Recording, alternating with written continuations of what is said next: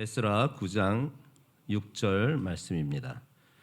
말하기를 나의 하나님이여 내가 부끄럽고 낯이 뜨거워서 감히 나의 하나님을 향하여 얼굴을 들지 못하오니 이는 우리 죄악이 많아 정수리에 넘치고 우리 허물이 커서 하늘에 미침이니이다.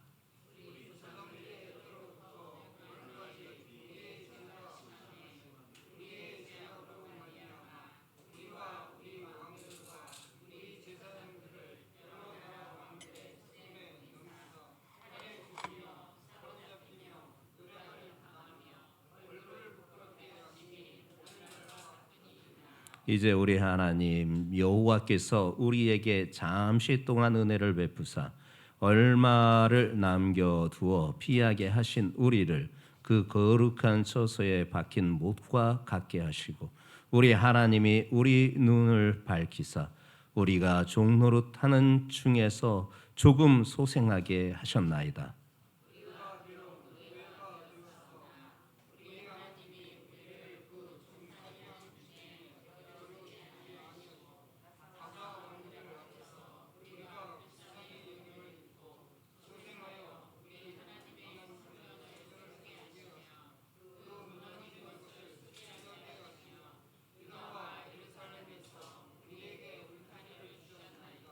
우리 하나님이여 이렇게 하신 후에도 우리가 주의 계명을 저버렸사오니 이제 무슨 말씀을 하오리이까?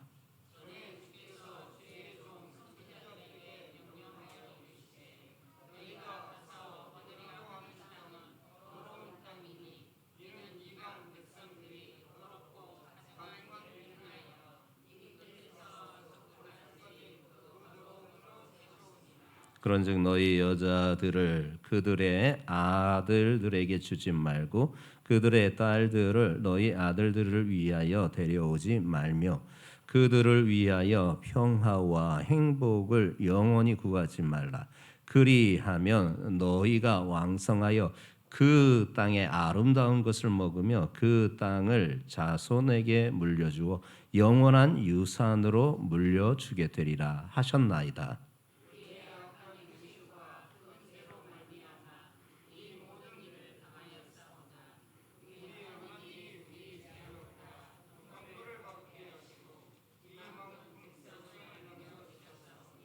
우리가 어찌 다시 주의 계명을 거역하고 이 가증한 백성들과 통혼하리오이까? 그리하면 주께서 어찌 우리를 멸하시고 남아 피한 자가 없도록 직노하시지 아니하시리이까?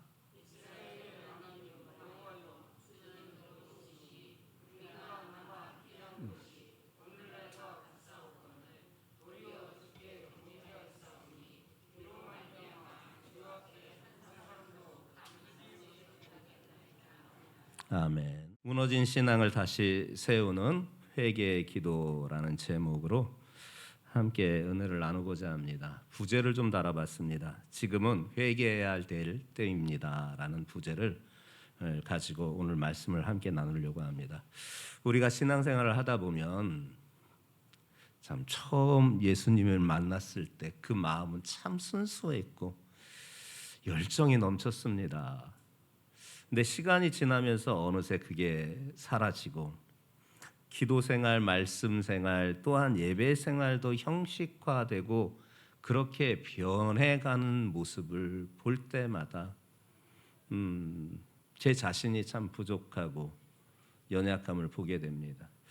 은혜를 사모하고 그 첫사랑의 감격이 여전하게 내 마음과 내 생각과 내 온 지정적인 모든 것을 지배하고 있다면 그 은혜 사모하는 마음으로 다시금 순수한 마음과 열정을 가지고 주님 앞에 섰을 것인데 어느 순간 시간이 흐름에 따라서 형식적인 변화의 모습을 보게 됩니다. 믿음이 서 있던 자리가 흔들리고 하나님과의 관계가 멀어지면 아무리 겉으로는 문제가 없어 보여도 속으로는 이미 무너진 신앙, 폐허가 되어 가고 있는 것 아니겠습니까? 성경 속 하나님의 백성들도 마찬가지였습니다. 그들은 하나님의 은혜로 구원을 받았지만 시간이 지나면서 마음이 하나님을 떠났고 더불어서 세상과 죄에 물들기 시작했습니다. 그러나 하나님은 그들을 포기하지 않으셨습니다. 회개의 자리로 그들을 부르셨습니다. 무너진 신앙의 기초를 다시 세우시는 분이 하나님이십니다. 이것이 진정 은혜입니다. 오늘날 우리의 삶과 교회 공동체를 돌아볼 때 과연 하나님 앞에 우리가 당당히 설 수 있는지 스스로 자문해야 될 때가 됐습니다. 겉으로는 예배드리고 있지만 그 마음은 점점 하나님에게서 멀어지고 있지 않은가? 신앙이 무너졌다면 어디서부터 다시 세워야 할 것인가? 그 시작은 언제나 하나님 앞에 무릎 꿇는 회개의 자리부터 시작되는 것입니다. 그 회개의 자리가 시작될 때 우리의 신앙이 주님 처음 만났을 때의 그 순수했던 마음과 뜨거웠던 열정이 다시 살아나게 되는 것입니다. 오늘 본문의 말씀이 그 말씀을 우리에게 들려주고 있습니다. 이 9장은요, 에스라 9장은요, 두 부분으로 크게 나눌 수 있는데 앞부분은 이스라엘 내의 범죄, 그 범죄라 하면 이방인과의 통혼 문제로 인하여서 에스라가 반응하는 모습을 보여주고 있고, 그리고 오늘 우리가 보았던 둘째 부분, 에스라가 하나님 앞에 기도하는 모습을 보게 됩니다. 그런데 우리가 오늘 본문으로 보고 있는 이 에스라의 기도는 단순한 감정 표현이 아닙니다. 무너진 신앙을 다시 세우기 위한 영적인 진단이며 절망 가운데에서도, 그 무너진 신앙 가운데에서도 하나님 앞에 소망을 두는 믿음의 고백이 오늘 우리가 읽었던 본문인 것입니다. 에스라는요, 죄를 직면하는 용기가 있었습니다. 죄를 인정하는 용기가 있었습니다. 죄를 시인하는 용기가 있었습니다. 6절과 7절에 이 말씀을 분명히 들려주고 계십니다. 함께 합독해 보겠습니다. 시작.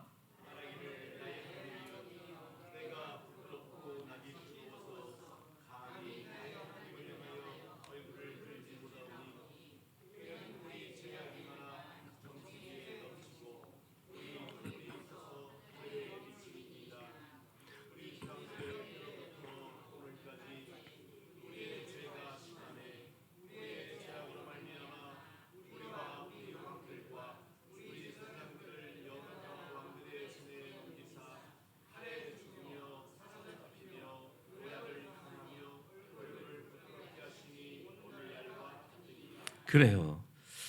에스라는요, 하나님 앞에 간구하기에 앞서 먼저 백성들의 죄를 고백합니다. 그런데 이 에스라가 이 본문 6절과 7절에서 반복해서 사용하는 단어가 있어요. 우리라는 단어예요.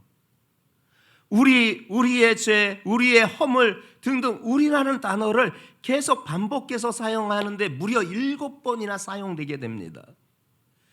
이렇게 하는 것은 백성들의 죄를 고백하는 그가 마치 자기가 죄를 지은 것처럼 여기면서 그 죄에 대한 영적 지도자의 책임을 가지고 하나님 앞에 당당하게 그 죄를 고백하고 있는 것입니다.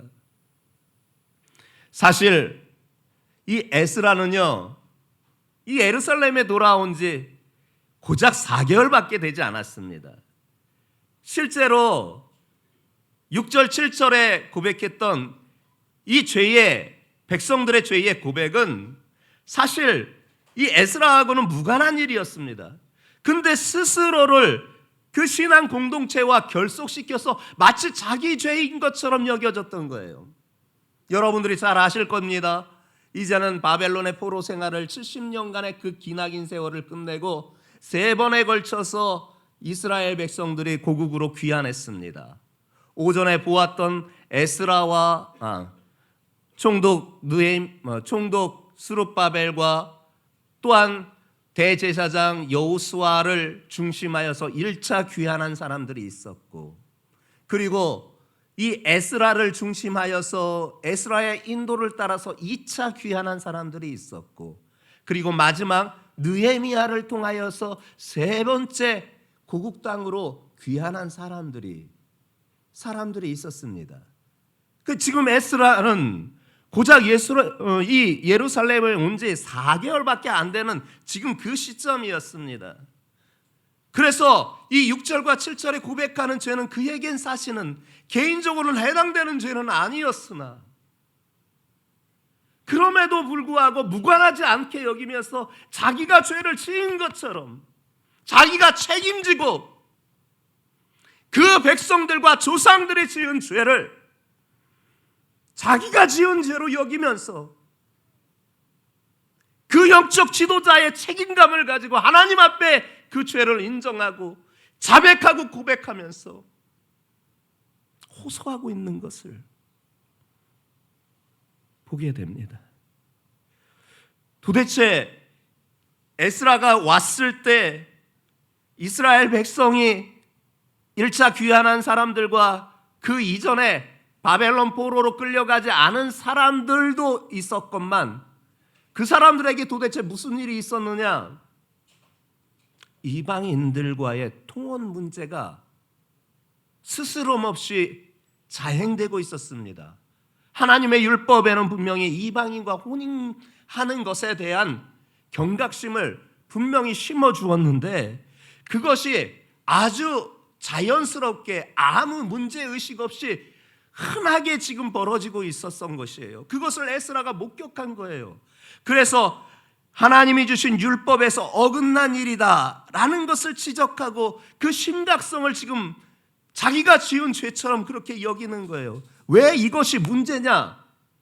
왜 이방인과의 통혼 문제를 이렇게 심각한 죄로 여기면서 말하고 있느냐? 이방 종교가 들어오게 될 것에 대한 또다시 우상 숭배에 빠지게 되게 되는 그 우려와 더불어서 그 세상 문화가 또다시 이스라엘 신앙 공동체 안에 들어오게 될 것이라는 우려가 있었기 때문에 율법에 이방인과의 통혼 문제에 대하여서 굉장한 경종을 울려주셨건만, 그것이 이제 다시 돌아온 고국 땅을 보니 그 일이 그냥 벌어지고 있었던 현실을 목도하게 된 거예요. 에스라는 이 문제를 방관하지 않고 하나님의 말씀을 기준으로 해서 죄를 분명히 지적하고 더불어서 회개의 기도를, 백성들의 죄악을 자기의 죄처럼 하나님 앞에 무릎을 꿇고 회개하면서 호소하고 있는 것입니다. 6절, 7절 방금 읽었던 말씀을 우리 다시 한번 음미해 보겠습니다. 시작.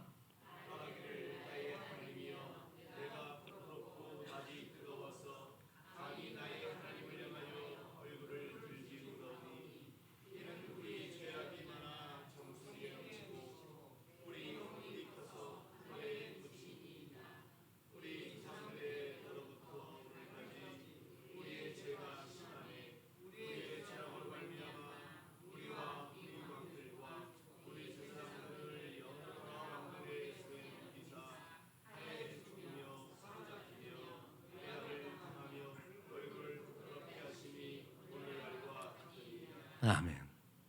성도들이여, 오늘날 우리도 가정이나 교회나 사회에서 내 죄에 대한 직면하는 그 순간 여러분은 어떻게 반응하십니까? 회피하십니까? 핑계를 대십니까? 아이, 무난데요, 요즘 트렌드 아닙니까? 그게 뭐 그렇게 문제가 됩니까?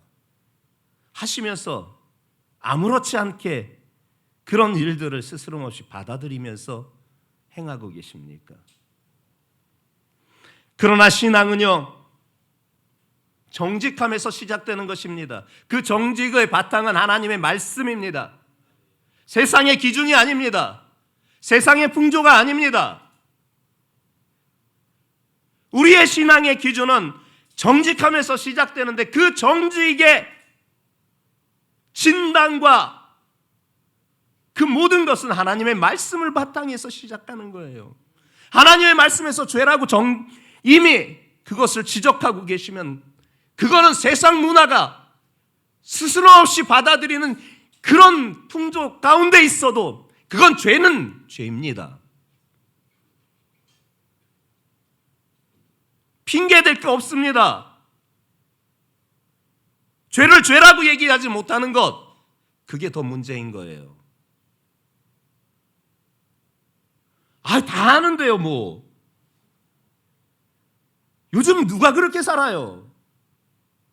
그냥 문자적으로 그때에만 해당되는, 그 시기에만 해당되는 거 아니겠어요?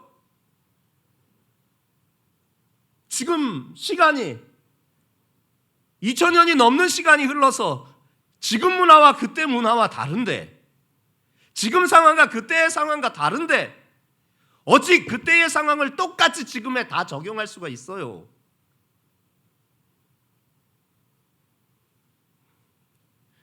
여러분들이 짜내고 짜내건 그 죄에 대한 핑계,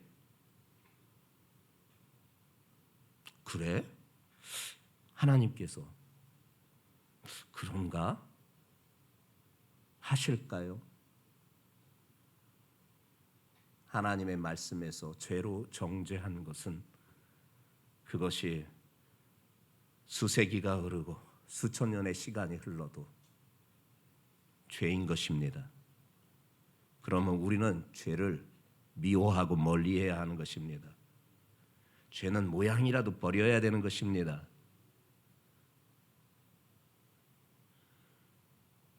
죄를 숨기는 것이 아니라 때론 범했을 때는 하나님 앞에 인정하고 하나님의 거룩하심 앞에 내 자신을 다시 비추어서 진정한 회개의 첫걸음으로 나아가야 되는 것입니다.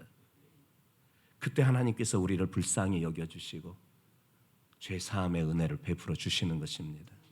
잠언 28장 13절이 그 말씀을 아주 선명하게 분명하게 우리에게 말씀해 주고 있습니다. 잠언 28장 13절입니다.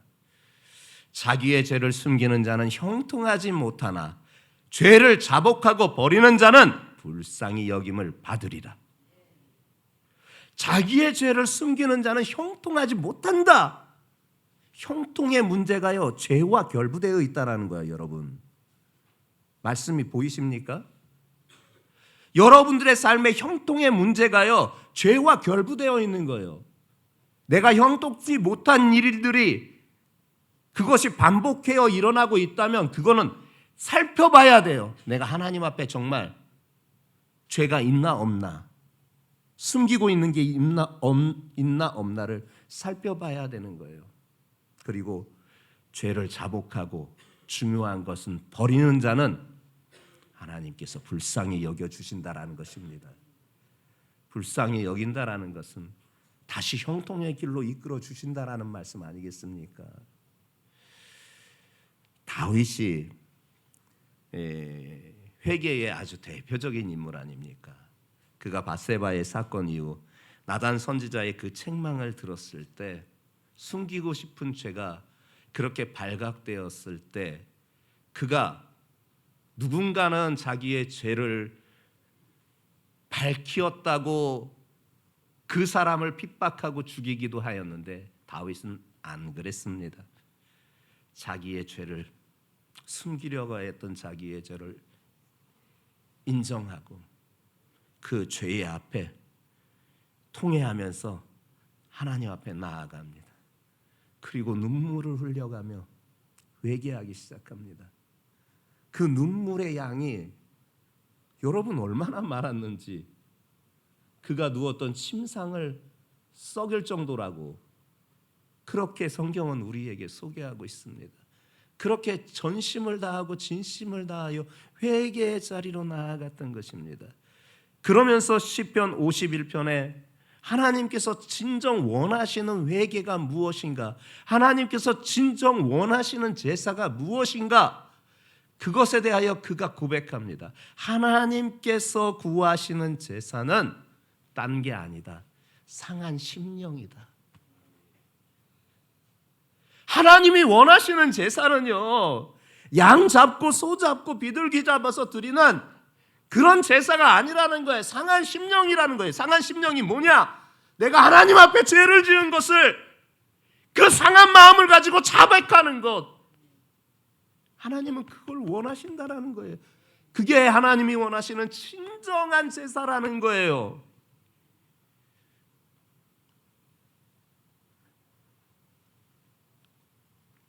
다윗이 바로 그 시점에 하나님의 용서와 회복을 다시 경험하지 않습니까? 여러분, 우리의 신앙이 무너졌다고 느낄 때 그 사람에 대한 회복을 소망하면서 우리가 하는 행동은 위로 아닙니까? 그 무너진 누군가의 삶의 자리를 보면서 위로하는 것 중요합니다. 그러나 진정한 것은 나를 살펴보는 겁니다. 그를 통하여서 내가 지적을 받는 게 아니라 내가 정말 하나님 앞에 진실하게 서 있는 것, 나를 보는 것이 필요하다라는 것입니다. 죄를 회피하지 않고 직면하는 용기가 있어야 되는 것이에요. 그리고 하나님 앞에 정직하게 서는 태도부터 회복은 시작되는 것입니다. 에스라의 이 고백처럼, 다윗처럼 하나님 앞에 그렇게 회개하는 심령으로 나아갈 때 반드시 우리를 불쌍히 여겨주시고 회복시켜 주시는 줄 믿습니다. 하나님의 은혜를 기억하여야 하는 것이에요. 더불어 8절과 9절 말씀해 주시고 있음을 확인할 수가 있습니다. 함께 합독해 보겠습니다. 시작.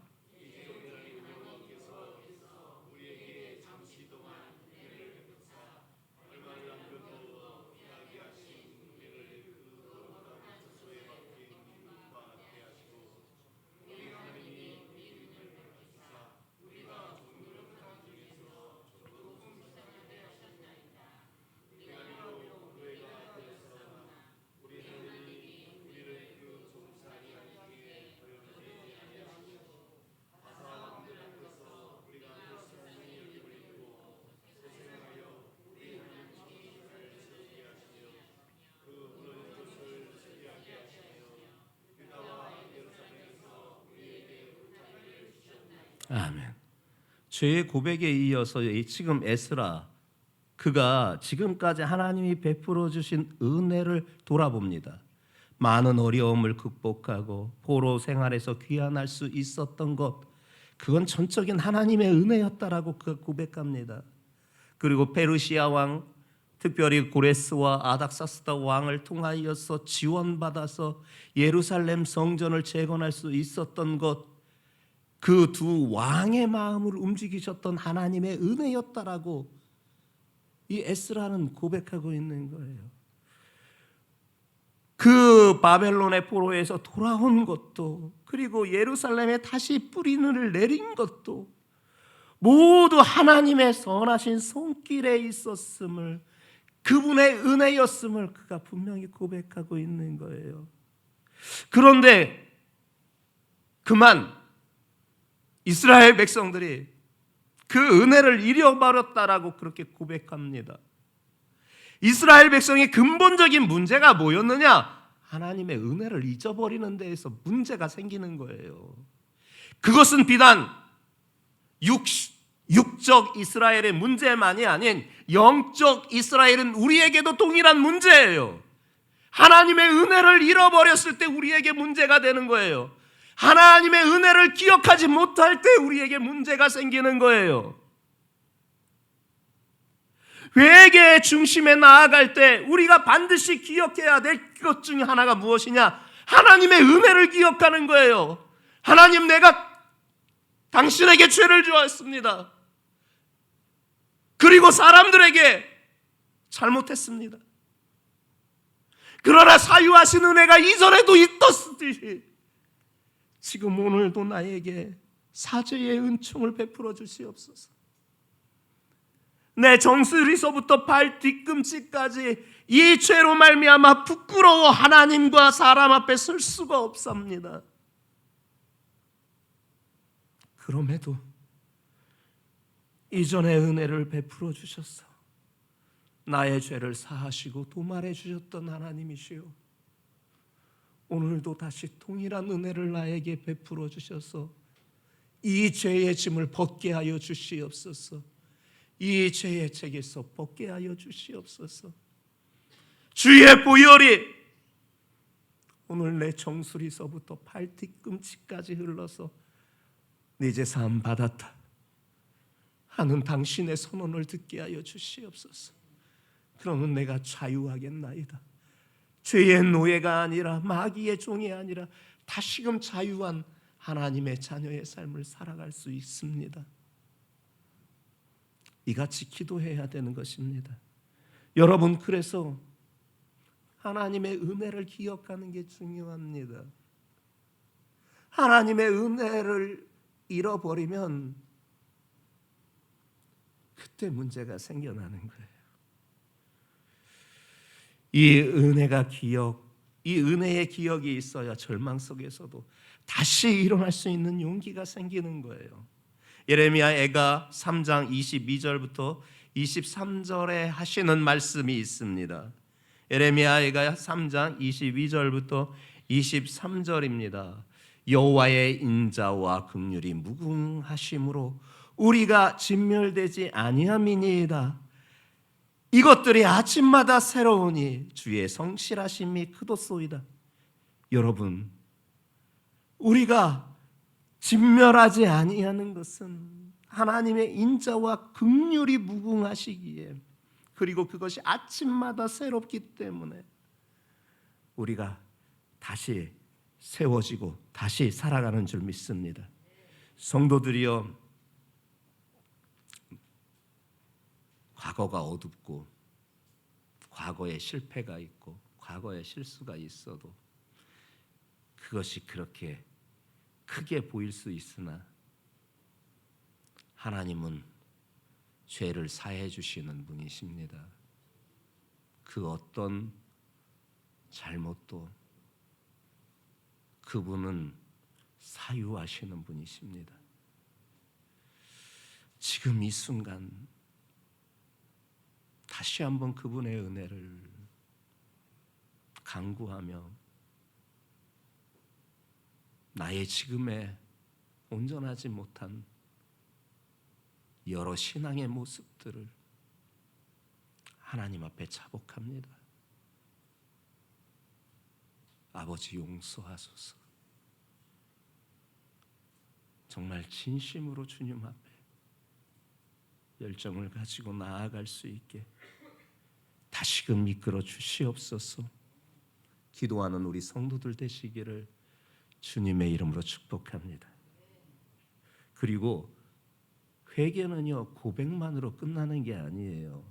정말 중요한 것은 다시금 반복하지 않겠다고 하는 결단과 실행이 있을 때 그게 회개가 완성되는 거예요. 그 마지막 부분이 그 말씀을 우리에게 들려주고 있습니다. 10절부터 마지막 15절까지 말씀, 길지만 함께 합독하겠습니다. 시작.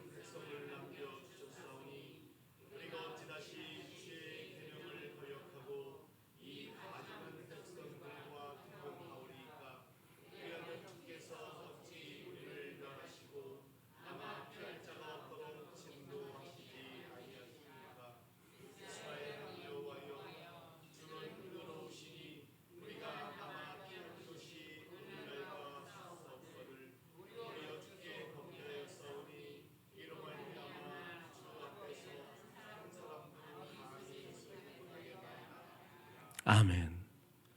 지금 에스라가 백성들의 죄를 자신의 죄로 여기면서 다시 반복하지 않겠다고 결단하고 그걸 실행하겠다라고 지금 고백하고 있는 거예요. 12절 말씀, 오늘 말씀 초두에 여러분들에게 말씀하고 있습니다. 지금 이 현장에 있는 이스라엘의 범죄는 이방인과의 통혼 문제였어요. 그 통혼 문제 자체가 문제이기도 하나 거기서 파생되는 문제 뭐냐?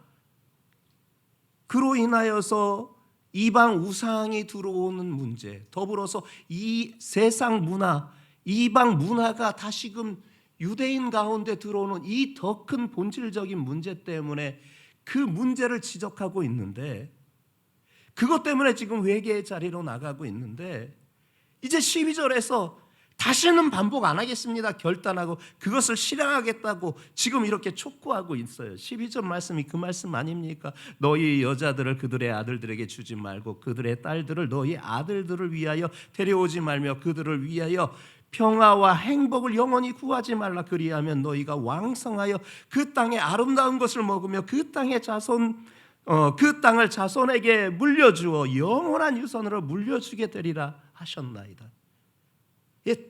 안 하겠다라는 거예요. 니들 딸들 그 이방 아들들 데려오지 말고 반대로 아들들 이방 땅을 데려오지 마라. 이렇게 말씀하시면서 14절 말씀하고 계십니다. 우리가 어찌 다시 주의 계명을 거역하고 이 가증한 백성들과 통혼하오리까?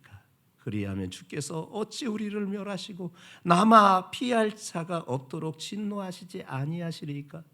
다시금 하나님께서 이 일이 있게 되면은 다시금 또 이런 어려움이 찾아오게 될 것인데 내가 안 하겠습니다. 결단하고 그것을 실행하는 모습을 보게 됩니다. 성도들이요, 죄에 대하여선 철저한 단절, 죄에 대해서는 철저한 단절, 그리고 앞으로는 다시금 안 하겠다는 방향 전환의 결단, 이게 회개입니다. 이게 회개입니다. 에스라는 단지 용서만 구한 게 아니라 같은 죄를 이렇게 반복하지 않겠다고 죄에 대하여서 단절하고 이제는 신앙의 방향을 온전하게 살아가겠다고 결단하는 이 고백이 바로 그가 보여준 하나님 앞에 진정한 회개였습니다. 그때 하나님께서 이제 너희가 형통할 것이다. 너희들이 얻은 그 땅 너희 자손에게 유산으로 남겨주게 될 것이다 하는 고백까지 이어지게 됩니다. 진정한 회개의 핵심은요, 잘못했습니다 여기에서 그치는 게 아니라 그 잘못한 삶은 이제 그만 그렇게 살겠습니다 하면서 절연하는 거예요. 그 삶과 그리고 이제 말씀 중심의 삶으로 살아가는 거예요. 성도들이여, 주님이 원하시는 것이 바로 이런 진정한 회개예요. 사도행전 26장 20절에 보니 이리 말씀하고 있습니다. 맨 하반절 말씀입니다. 회개하고 하나님께로 돌아와 회개에 합당한 일을 해라. 회개하고 하나님께로 돌아와 회개에 합당한 일을 해라 말씀을 하셔요. 또한 요한복음 8장 11절에 말씀하십니다. 예수께서 이르시되 나도 너를 정죄하지 아니하노니 가서 다시는 죄를 범하지 마라. 반복하지 말라는 거예요. 다시 과거로 돌아가지 말라는 것이에요. 다시 똑같은 죄를 그렇게 반복하여 지었던 그 생활, 그 모든 패턴, 그 생활을 이젠 청산하고 진정한 회개의 열매를 맺어라. 그 같은 삶을 우리에게 원하시고 있는 것이에요. 성도들이여, 근데 내 힘으로는 안 되는 게 문제예요. 오늘 성령 하나님께서 진정 여러분들의 마음을 뜨겁게 사로잡아 주셔서 이 같은 진정한 회개 가운데 삶의 결단의 자리로, 그리고 이후의 삶이 변화되는 역사가 여러분들 삶에 있기를 예수님의 이름으로 축복합니다. 그러면 여러분들에게 하나님께서 약속한 형통의 복이 자자손손 천대에 이르기까지 은혜 베풀어 주실 줄 믿습니다.